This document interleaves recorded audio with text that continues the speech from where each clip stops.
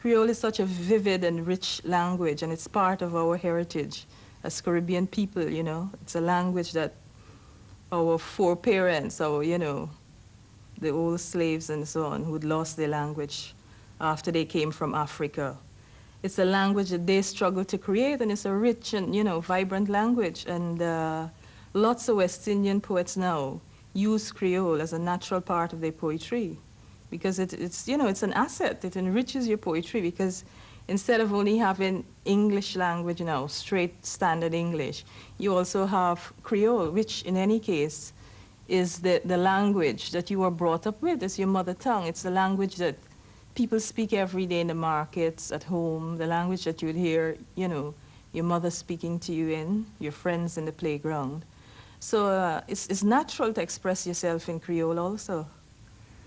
So what do you say to people who agree with that but say that it's inappropriate to put it down on paper? Yeah, well, I don't think it's inappropriate because when I was at school, we had to be studying, people like Keats and so on who wrote in their own kind of dialect, and we had to follow them, and I don't think Creole is that difficult to follow in any case. For people who have open minds and want to get into a poem, to read a poem, I don't think Creole is too difficult at all. So what's your chosen poem? It's a poem written by a Russian poet, a woman called Anna Akhmatova, and she's taken a small biblical incident. You must have heard of Lot's wife who was turned into a pill of salt simply because she looked back on her homeland. And for me, the poem said a lot of things, It was a comment on the fate of woman to some extent in the Bible and in the wider world. Because like Eve, she who picked the apple and she was responsible for, we are told, for the first sin, the original sin. Here was this woman disobeying, so to speak, the voice of God, which her husband, was following. And she turned back to have one last look at her native Sodom. And the just man trailed God's shining agent over a black mountain in his giant track, while a restless voice kept hurrying his woman. It is not too late. You can still look back at the red towers of your native Sodom, the square where once you sang, the spinning shed at the empty windows set in the tall house where sons and daughters blessed your marriage bed. A single glance, a sudden dart of pain, stitching her eyes before she made a sound. Her body flaked into transparent salt, and her swift legs rooted to the ground. Who will grieve for this woman? Does she not seem too insignificant for our concern? Yet in my heart, I never will deny her, she who suffered death because she chose to turn. Throughout history, it's always the woman who's the one to do the unorthodox thing and to have curiosity and to bring about change, really. Because in this particular poem, she's Lot's wife. She isn't even given a name, She's just known as Lot's wife. And the fact that she created such a moving poem out of this so-called insignificant incident made me choose it.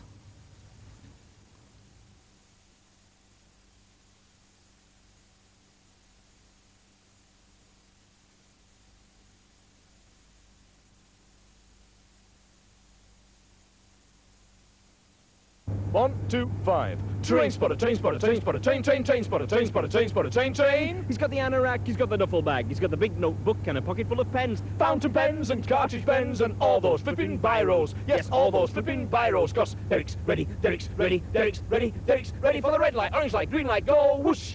Missed it. Train spotter, train spotter, train spotter, train spotter, train spotter, train spotter, train. He's got the sandwiches, got the great big flask, big bag of crisps, pocket full of sweets, chocolate bars and Yorkie bars and all those flipping penguins. Yes, all those flipping penguins. Cause Derek's ready, Derek's ready, Derek's ready, Derek's ready for the red light, orange light, green light, go whoosh. Missed it. Have another go. Have another go. Get a closer look. Get a closer look at the red light, orange light, green light. Go. Whoosh. Ah! Caught it. Right in the back. Right in the back. Right in the back of the anorak. So now they're spotting Derek. So now they're spotting Derek. Those train spotter, train spotter, train spotter, train, train, train spotter, train spotter, train spotter, train, train. They got the anorak. That's in Wick. Got the duffel bag. That's in Crew. Got the big notebook. That's loose leaf. Covers all the regions. Covers all the regions. Mine just so does Derek. Mine just so does Derek. With his red light, orange light, green light. Go. Whoosh. Train spotter, train spotter, train spotter, train, train, train spotter, train spotter, train spotter, train, train. Yeah. This business about performance and poetry, can you describe how you see the relationship between the two? I think it's quite. I don't really like defining things. I think far too often people get hung up on definitions like what is poetry, what is prose, what is performance. But I think performance poetry essentially has to be very immediate, and it has to be catchy in a way. It has to be something you just say out loud, that you pick up from things that you hear around you. A lot of our poems we just pick up from things that people say to us. A few years ago I went to America, and we were fascinated by the rhythms of speech in New York. They were so different to in Barnsley, but then so's most of the world, I suppose. But and we made a poem up very quickly about just going into a McDonald's in America, which we could do actually. We can, because it's in two parts. It is. Okay, give me. Okay, give me. Okay, give me. There's 2 cheeseburgers, 4 side rolls, hot French fries, 2 Coca-Colas, 2 Dr. Peppers. All to go? Yeah, all to go. We got to go. Over 35 million sold. Over 35 million sold. Over 35 million sold. Over 35 million sold. $9.50. Have a nice day. Have a nice day. Have a nice day. Have a nice day.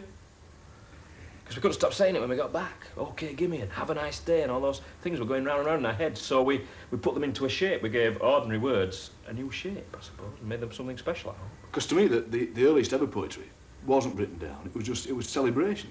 It was people having a great time. It was people shouting to accompany themselves dancing. They were dancing around the fire, and they were yelling and shouting in a rhythmic way.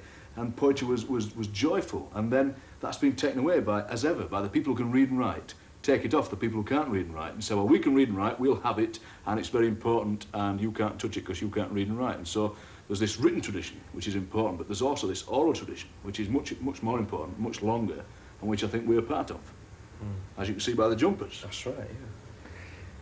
Now listen, the OK Gimme and the 35 million sold, so when you actually made it up, did you make it up orally, or did you write bits down?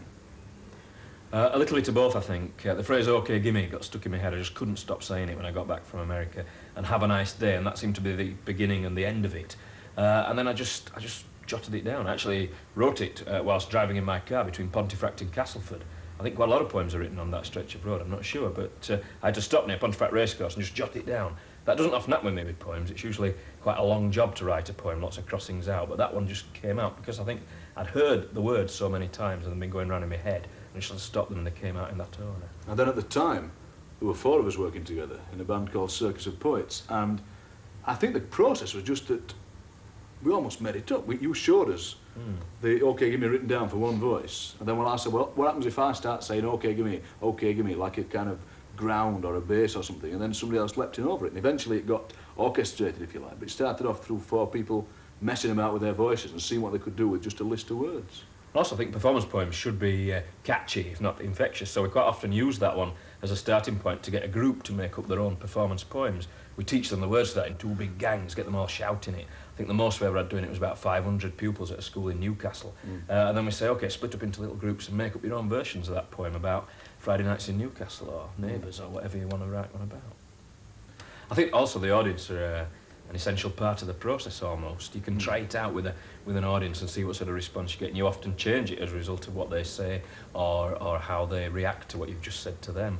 And also we often try to make audiences laugh as well. We see that as important because far too often I think poetry's been sort of made into this dull academic thing that you have to pass exams in, or you have to get it right. And I just think you shouldn't be able to get poetry wrong. I think you just get it right in different ways. There's no one way of getting it right. Because somehow that seriousness is seen as being more important than humour, so that something can be very, very funny, but it's seen as not as important as a very bad, serious poem. We've been to schools and they've said, you're very good, we're having some authors next week, as though we're not authors, as though we're people who found these poems on the floor under stones. And they've said, the children really had a good laugh, and perhaps we'll get down to some serious work next. And you think, well, the laughter is part of the serious work, I think. So somebody finds one of your performance poems written down. What do you want them to do with it? I think I'd like them just to use it as a starting point, really. Work out their own way of performing it, I think, saying it out loud, maybe with someone else, because a lot of our poems are written together. The OK Gimme poem, I actually wrote the words down, but the way it was said, as Ian said, has been evolved through performance. So I think I'd like them to take the words and maybe add some of their own to it, or certainly work out their own way of saying it that they feel comfortable with. And also I think it's important for people to use their own voices.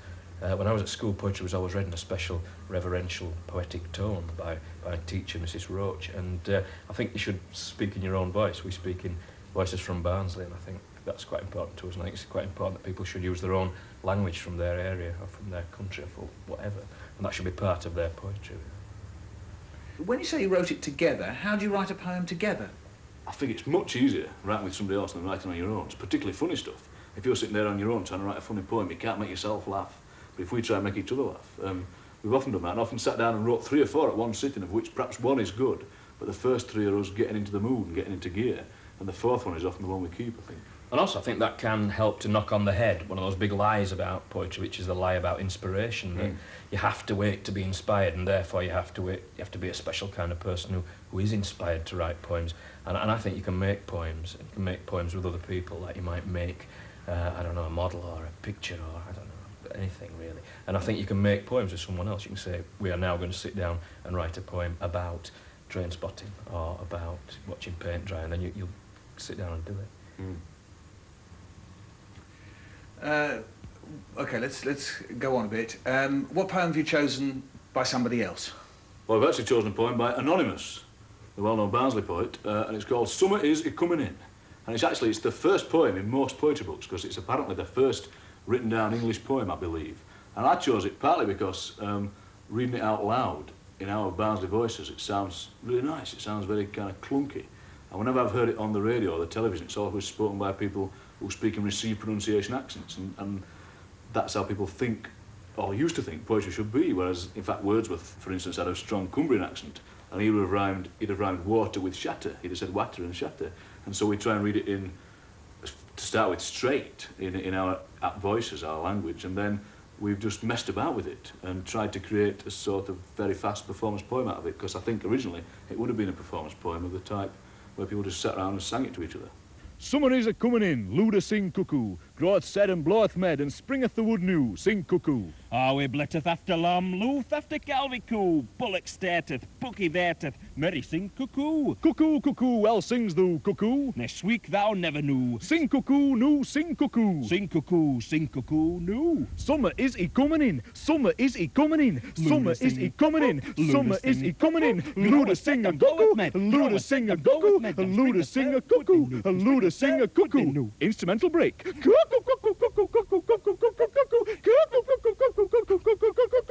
Our bletteth after lum, our bletteth after lum, our bletteth after lum, our bletteth after lum, look after cuckoo, look after cuckoo, murray sing cuckoo, murray sing cuckoo. Instrumental break. It's about saying you can take your language, your own language, and use it in your way, and that's okay, and make something new with it. And that's what we just try and encourage people to do. It's just about believing you can do it, because so often people have been told all their lives they can't do it. It's not for such as them.